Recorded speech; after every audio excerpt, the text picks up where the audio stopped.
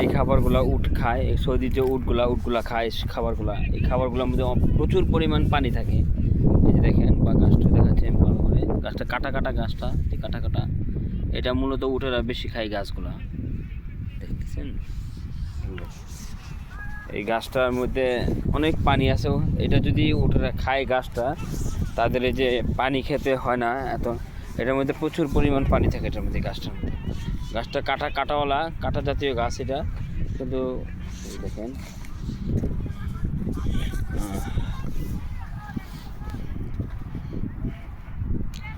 এটা সাগর পাড়ের পাশে মরুভূমি।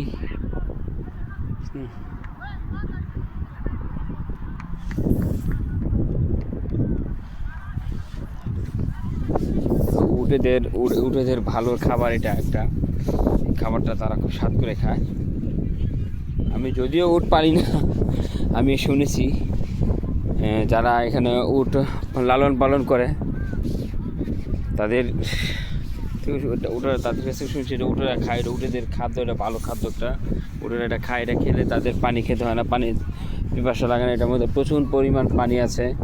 তো আমি এখন সামনের দিকে চলে যাচ্ছি, আমার যে গাড়ির গন্তব্যস্থল, যেখানে গাড়ি পার্কিং করেছে সেখানে চলে যাচ্ছি। তা আমি আর এখানে বেশিক্ষণ থাকবো না সাগর পাড়ে, কারণ প্রচুর শীত, প্রচুর বাতাস, আমি জ্যাকেট পরেও আমার কাছে অনেক শীত লাগতেছে।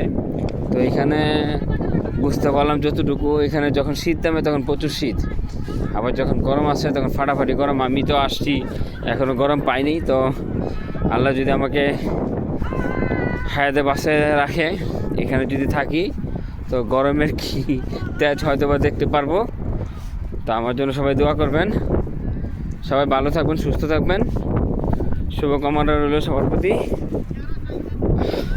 আল্লাহ হাফেজ।